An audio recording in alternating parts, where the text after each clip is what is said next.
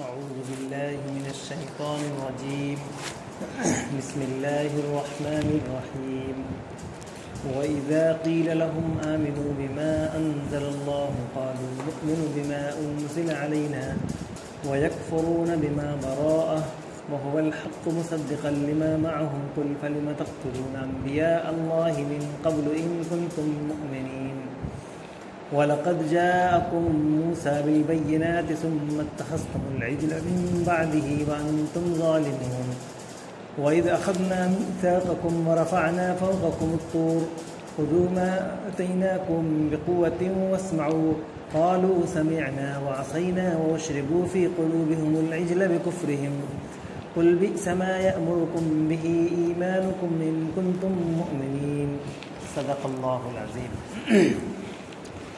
جب ان سے کہا جاتا ہے کہ جو کچھ اللہ نے نازل فرمایا ہے اس پر ایمان لاؤ، تو وہ کہتے ہیں کہ ہم تو صرف اس چیز پر ایمان لاتے ہیں جو ہمارے یہاں اتری ہے۔ اس دائرے کے باہر جو کچھ بھی آیا ہے اسے ماننے سے وہ انکار کرتے ہیں، حالانکہ وہ حق ہے اور اس تعلیم کی تصدیق و تائید کر رہا ہے جو ان کے ہاں پہلے سے موجود تھی۔ اچھا، ان سے کہیے کہ اگر تم اس تعلیم ہی پر ایمان رکھنے والے ہو جو تمہارے ہاں آئی تھی تو اس سے پہلے اللہ کے ان پیغمبروں کو کیوں قتل کرتے رہے؟ تمہارے پاس موسیٰ کیسی کیسی روشن نشانیوں کے ساتھ آئے، پھر بھی تم ایسے ظالم تھے کہ اس کے پیٹھ موڑتے ہی بچڑے کو معبود بنا بیٹھے۔ پھر ذرا اس میثاق کو یاد کرو جو طور کو تمہارے اوپر اٹھا کر ہم نے تم سے لیا تھا۔ ہم نے تاکید کی تھی کہ جو ہدایات ہم دے رہے ہیں ان کی سختی کے ساتھ پابندی کرو اور کان لگا کر سنو۔ تمہارے اسلاف نے کہا کہ ہم نے سن لیا مگر مانیں گے نہیں، اور ان کی باطل پرستی کا یہ حال تھا کہ دلوں میں ان کے بچھڑا ہی بسا ہوا تھا۔ کہو اگر تم مومن ہو تو یہ عجیب ایمان ہے جو ایسی بری حرکات کا تمہیں حکم دیتا ہے۔ اس میں بھی ان آیتوں میں بھی بنی اسرائیل کے حوالے سے بات کہی گئی ہے۔ ان کو ان تمام ان کے احوال کو بیان کرنے کے بعد ان کو آخر میں ایک دعوت دی گئی کہ جو اللہ تبارک و تعالیٰ جو ابھی نازل کر رہے ہیں اس پر ایمان لے آؤ، یعنی قرآن مجید پر ایمان لے آؤ۔ یہ ایمان کی دعوت دی گئی۔ قرآن مجید پر ایمان لانے کا مطلب یہ ہوتا ہے قرآن پر ایمان لائیں گے تو اللہ کے رسول صلی اللہ علیہ وسلم پر اور پھر ان کے تمام مطالبات پر ایمان لانا ہوگا۔ تو وہ جواب جو ان کا ملتا تھا وہ یہ کہ ہم یعنی کیسے ایمان لائیں گے؟ ہمارے اوپر جو خود نازل ہوا ہے ہمارے خاندان میں یا ہماری نسلوں کے انبیاء میں کے اوپر، تو ہم بس انہی پر ایمان لائیں گے، اور اس کے علاوہ جتنی جو بھی کچھ ہے ہم اس کو حق نہیں مانتے۔ یہ اپنے دائرے سے باہر تمام چیزوں کو ہم انکار کرتے ہیں۔ یہ گویا ان کا اس مطالبے کا جواب ہوا کہ ان سے مطالبہ کیا جا رہا ہے کہ اللہ نے جو نازل کیا ہے اس پر ایمان لاؤ، اس لیے کہ اللہ نے جو نازل کیا ہے، اس سے پہلے بھی جو نازل کرتا رہا ہے وہ اللہ ہی نازل کرتا ہے، یہ بھی جو نازل کر رہا ہے یہ بھی اللہ نازل کر رہا ہے۔ تو اللہ تبارک و تعالیٰ کی بات وہ بھی اور یہ بھی سب برابر ہے، لہذا جس طرح اس پر ایمان لایا ہو اس طرح اس پر ایمان لانا چاہیے۔ نہایت معقول بات تھی، لیکن انہوں نے جو اس کا انکار کیا، انکار کی دلیل جو دی گئی وہ نہایت گمبھیر عذاب کے مطالبے والی دلیل، اس لیے کہ یہ دلیل ایسی ہے۔ یہاں یہ کہا جا سکتا تھا کہ ہمیں ابھی تک شک ہو رہا ہے اس کے اوپر، جو اللہ تعالیٰ نازل کر رہا ہے، اللہ نازل کر رہا ہے نہیں کر رہا ہے، اس پہ شک ہو رہا ہے، یا یہ کہ یہ معقولیت کے مطابق نہیں ہے، علم و تعلیم، علم و عقل کے خلاف اس کے پیغامات ہیں، علم و عقل کے خلاف اس کے مفاہیم ہیں، اس لیے ہم اس کو نہیں مانتے، یا ہمیں یہ سمجھ میں نہیں آ رہا۔ بہت سارے جوابات دیے جا سکتے ہیں، بہت ساری وجوہات بتائی جا سکتی تھی ایمان نہ لانے کی، لیکن ان کا جواب ہے کہ ہمارے اوپر جو نازل ہوتا ہے ہم اسی پر ایمان لاتے ہیں، اور اس کے علاوہ جو کچھ بھی ہے اس دائرے سے اس کو ہم اس کا انکار کرتے ہیں۔ گویا کہ اپنے ایمان کو اب دیکھیے گا کہ ان کا جو گویا کفر یا ان کی گمراہی کی جو بنیاد بنی وہ یا تو یہ کہا جائے کہ بظاہر، یعنی حالانکہ یہ بھی وجہ نہیں ہے ان کے انکار کی، آگے وجہ بتائی جا رہی ہے کہ انکار کی اصل وجہ کیا ہے۔ گویا یہاں پر تو یہ عصبیت کا معنی سمجھ میں آیا کہ گویا کہ ہمارے خاندان ہمارے نسل میں اگر کوئی چیز نازل ہوتی ہے تو ہم اس کو مانتے ہیں، اس کے علاوہ ہم نہیں مانتے۔ گویا کہ حق بھی ان کے یہاں حق کا دائرہ بنا ہوا ہے کہ فلاں نسل میں حق رہے گا، باقی جگہ حق اس سے باہر نہیں جا سکتے۔ اللہ تعالیٰ فرماتے ہیں اس قرآن کریم کے حوالے سے کہ اس میں دو باتیں خاص طور پہ پائی جاتی ہیں جو تمہارے ماننے کے لیے بالکل کافی ہے۔ ایک بات تو یہ ہے کہ یہ حق ہے، حق ہوتا ہے۔ حق کے بارے میں اصول یہ ہے کہ اس کو ہر حال میں ماننا چاہیے، حق کا انکار نہیں کرنا چاہیے۔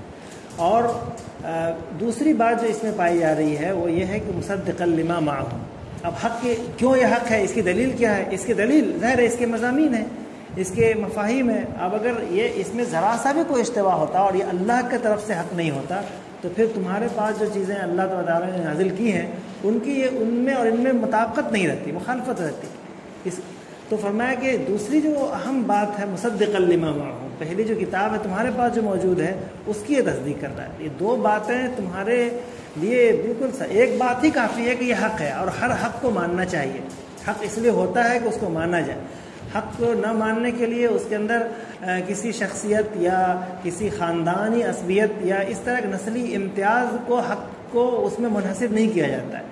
حق تو ہمیشہ حق ہوتا ہے، اسے مانا جاتا ہے۔ دوسری بات یہ ہے کہ یہ ایسا حق بھی نہیں ہے اور ایسے حق کو تمہیں ماننے کے لیے مجبور نہیں کیا جا رہا ہے کہ جو حق تمہارے خلاف ہو، مصدقا لما معہم ہے وہ، یعنی تمہارے ہی جو چیزیں ساتھ میں ہیں ان کی تصدیق کر رہے ہیں۔ تو لہٰذا تمہیں اس طرح کی دو باتیں اگر کسی چیز میں ہو تو اسے تو ہر حال میں ماننا چاہیے۔ آگے فرما رہے ہیں اس کا الزامی جواب کہ جو انہوں نے کہا کہ ہمارے اوپر جو نازل ہوا ہے ہوتا ہے، ہم اسی کو مانتے ہیں، اس سے باہر کی چیزوں کو نہیں مانتے۔ یہ کہتے ہیں اللہ تعالیٰ کہتے ہیں کہ تم اس کو بھی نہیں مانتے۔ جو تمہارے خاندان کے انبیاء میں، تمہارے نسلوں میں ہم نے جو انبیاء پیدا کیے، ان انبیاء کے اوپر جو ہم نے چیزیں اتاری ان کو بھی تم نہیں مانتے۔ تمہارا یہ جواب بھی غلط ہے کہ ہمارے اوپر جو نازل ہوتا ہے ہم اسے ہی مانتے ہیں، اس کے علاوہ کو نہیں مانتے۔ اللہ تعالیٰ فرماتے ہیں کہ نہ ماننے کی اگر بات کی جائے تو تم تو اس کو بھی نہیں مانتے، بلکہ نہ ماننا ہی نہیں بلکہ تم انبیاء کو قتل کرتے رہے ہو۔ یہ کیسا ماننا ہو؟ نہ تمہارا یہ دعویٰ بالکل صحیح نہیں ہے کہ تم یعنی اپنے اوپر نازل کردہ باتوں کو مانتے ہو، بلکہ تم انبیاء کو قتل کرتے رہو اس سے پہلے۔ اس میں اصل جو آگے جواب اس کے اندر بھی چھپا ہوا ہے، اور اصل بات یہ ہے کہ یہ کیوں، پھر وجہ کیا ہے، اس کے انکار کی اصل وجہ کیا ہے، کیوں نہیں مانتے؟ اس لیے اس کی انکار کی اصل وجہ یہ ہے کہ یہ لوگ حق کو کسی شخصیت کے دائرے میں محصور کر کے پھر وہ یہ سمجھتے ہیں کہ جب شخصیت کے دائرے میں محصور کرتے ہیں، شخصیت کا نام لیا جاتا ہے، شخصیت کے نام پر گن گایا جاتا ہے اور یہ کہا جاتا ہے کہ یہ حق ہے اور شخصیت کے حوالے اس حق کو کر دیا جاتا ہے۔ اس کے بعد پھر ظاہر ہے کہ یہ شخصیت کے حوالے کرنا یہ خود بھی کیا ہے کہ اپنے مطلب کے لیے ہوتا ہے کہ ہم جو چاہ رہے ہیں، ہمارے نفسانی خواہشات، ہماری مرضی، ہماری پسند، جس چیز کو حق بتا رہی ہے اسے آپ بھی کہیے۔ اس شخصیت پرستی میں بھی اس کے اندر یہ چیز شامل ہوتی ہے اور شخصیت کے حوالے کر دیا ہے۔ کوئی بھی گروہ بندی ہو، کوئی بھی اس طرح کی تنظیم ہی ہو، تو جو اپنے اندر حق کو محصور سمجھتے ہیں ان کے یہاں یہی رویہ پایا جاتا ہے۔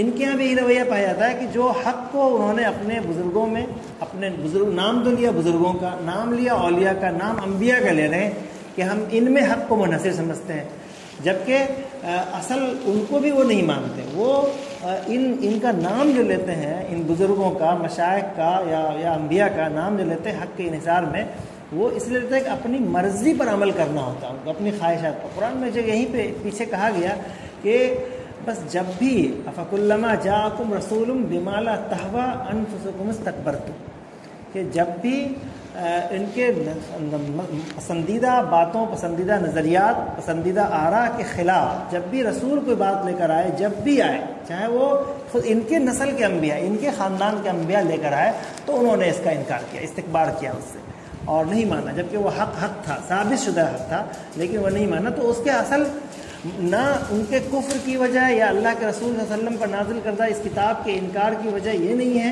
کہ وہ ان کے خاندان کے لوگوں میں نازل نہیں ہو رہا۔ یہ تو ایک بات ہے جو اپنی زبان سے وہ کہتے ہیں، حقیقت یہ نہیں ہے کہ اس کے خاندان میں نازل نہیں ہو رہا ہے، اس نسل میں نازل نہیں ہو رہا ہے، بلکہ حقیقت یہ ہے کہ ان کے مقصد، انہوں نے جو جو انبیاء اور اولیاء اور بزرگان اور مشائخ کا نام لے کر ایک نیا اپنی پسند کا دین مقرر کر دیا ہے، اپنی مرضی کے نظریات قائم کر دیے ہیں، اپنے کھانے پینے اور یعنی دنیا کو معمولی پیسوں میں خرید کر کے جو نظریہ قائم کیا ہے، تو وہ اس نظریے کے مطابق نہیں ہے، اس لیے اس کا انکار کیا جا رہا ہے، نہ یہ کہ یہ ان کے خاندان کی وجہ سے نہیں مانتے. تو گویا عام طور پہ یہ بات سمجھی جاتی ہے کہ بھئی ان کا نسلی امتیاز کی وجہ سے، نسلی عصبیت کی وجہ سے وہ اس کا انکار کرتے ہیں. تو وہ اس زبان سے بولتے ہیں کہ نسلی امتیاز کا خود وہ زبان سے کہتے ہیں کہ ہمارے نسل میں نازل نہیں ہوا، لیکن حقیقت یہ نہیں ہے کہ وہ اس وجہ سے انکار کرتے ہیں. حقیقت اس وجہ سے ہے کہ ان کے جو بنائے ہوئے اپنا ایک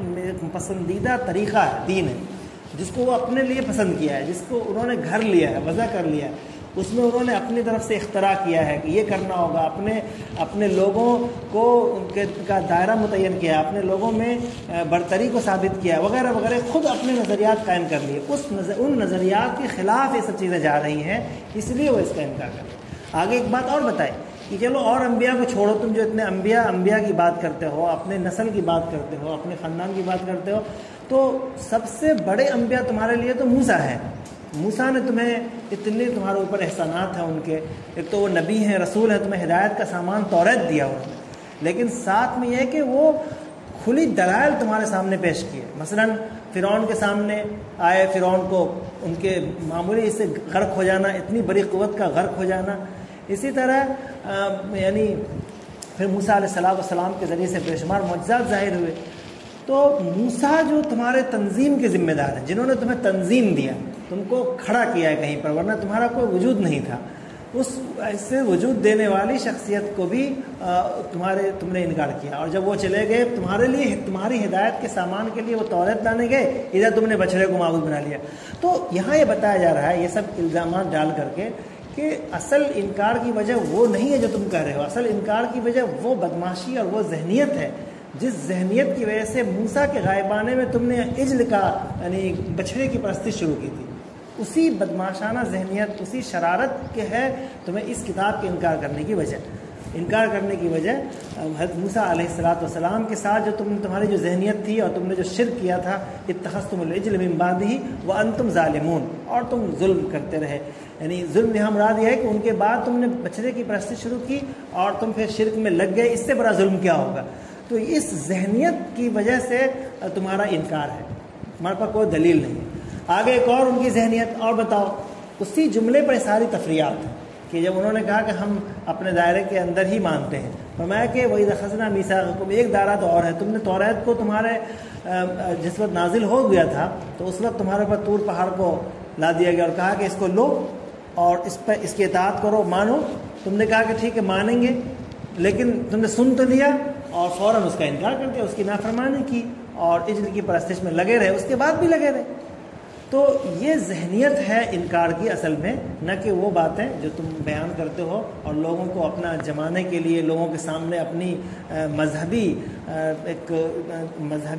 بھونس جمانے کے لیے یہ ثابت کرتے ہو کہ لوگ ہمیں تاکہ مذہبی کہیں، لوگ ہماری بات مانیں کہ ہمارے یہاں بھی کچھ نازل ہوتا ہے، ہم ان کے پیروکار ہیں.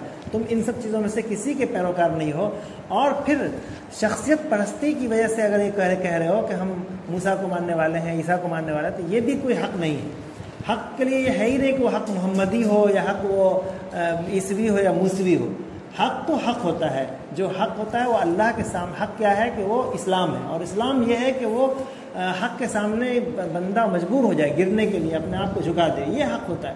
تو جہاں پر بھی اللہ تعالیٰ نازل کرتا ہے وہ سارا کا سارا حق ہوتا ہے، لہذا حق بات کو ہمیں ہر حال میں ماننا چاہیے، چاہے وہ محمدی ہو یا عیسوی ہو یا موسوی ہو، کوئی بھی ہو. انہی باتوں پہ ختم کی جا رہی. واقعہ